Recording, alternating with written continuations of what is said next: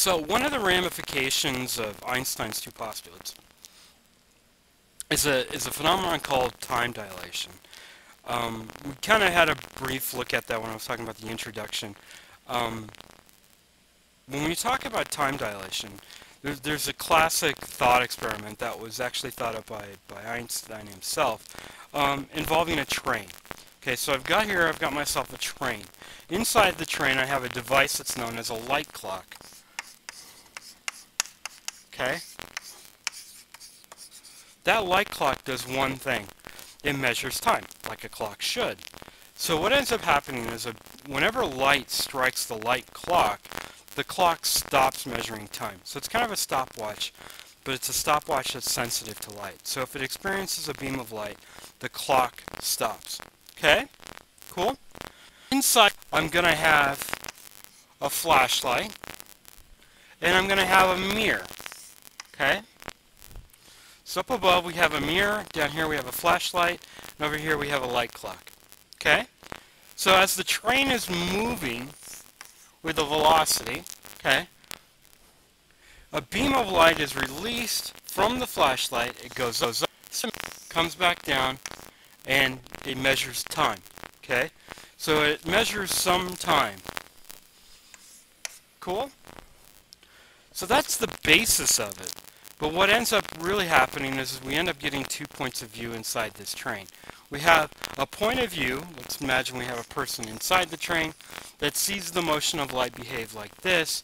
The other point of view, let me erase the word light clock down here, is that as the train is moving along,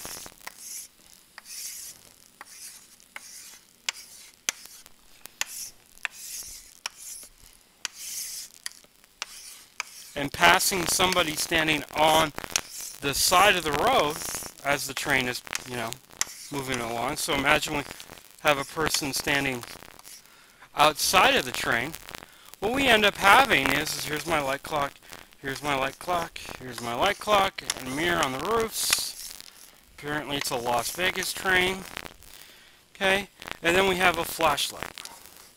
So from the point of the view of the person inside or outside of the light goes like this. I'm going to use red. It leaves the flashlight. Sometime later, now here it is going from here to here. Sometime later, it strikes the mirror and then comes back down and strikes the light clock. Okay? So in one path, the light goes up and then back down. In another path, the light is going up and over, and then over. So that's the basic style. Because we've got a problem here. We said that the speed of light is the speed of light. So we said that c is constant, hence the c. Okay. So in this point of view, from this person's point of view, it appears as if the light travels a distance, and we're going to call this height, the height of the train, a distance. It travels this distance in c times t. Okay? And what I'm going to use for t is the amount of time it takes for it to go up here, not back down. I can use symmetry to say that that's about half the time. Okay? But in this point of view, it says it travels this distance. Okay? Which is, I have a distance here, and I have a distance here, so I'm looking at that side of the goal. Distance d here, but it also travels a distance vt here. The train is moving in this direction.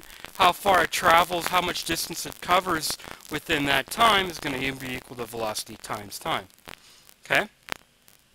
So we can say it travels a distance of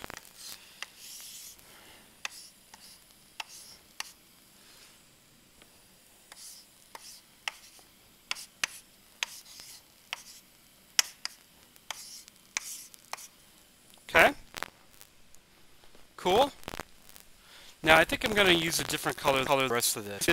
I'm just putting this up for now. Decisions are going to come from. What I'm going to do next is I'm going to erase this and I'm going to derive the equation for time dilation. Okay? And I'll use a different color besides red and orange. There's just not enough separation between the two. Cool?